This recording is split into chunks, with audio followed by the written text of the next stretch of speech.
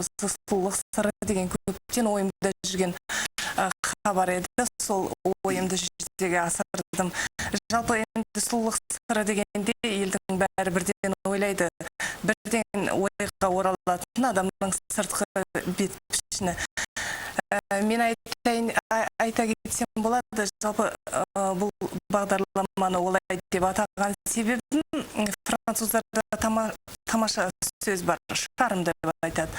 Ол деген адамның ішкі сұлулығы мен сыртқы келбетінің сәйкестесіп астасып жатуы. Мен қалайда осы көрермендерге, қыз-келіншектерге қайсала осы жан сұлулығына, келбет сұлулығына, жалпы рухани адамдардың сұлу қарым-қатынасының барлығына қалай қол жеткізуге болады, сол жағынан қандай да бір көмек көрсеткім келді.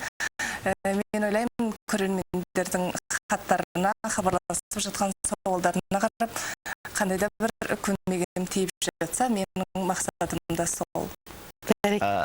Телевидение мен газеттің ортасына бар ғой, жалпы көбінесе былай не қоя берудің қажеті жоқ менің ойымша. Не екенін айтайын. Жалпы ақпараттың заманы ғой қазір. Бұл ақпарат жарнама, ақпарат бизнес, ақпарат әрбірден соң прогрестің негізгі жетектеуші күші. Шын айту керек қой. Олай болатын болса, бұл заманда ақпаратқа не керек?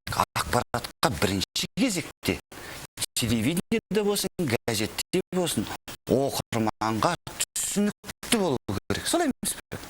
Жалпы біздің оқырмандарымыз қызықшында да, хат жазғанда да, редакцияға келгенде де олардың бір ерекшелігі бар.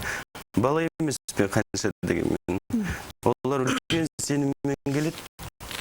Содан кейін ол сенімге селкеу түсіруге болмайды. Мүмкіндігінше біз енді редакцияға келген хаттардың бәрін қазір жариялауға тырысамыз. Сосын қазіргі уақыттың бұрынғы уақыттан бір ерекшелігі, бұрын хаттар легі деген толастырмай келіп жатушы еді ғой. Қазір олай емес. Бұрын мысалға хаттардың легін бір үлкен өзенге теңейтін болсақ,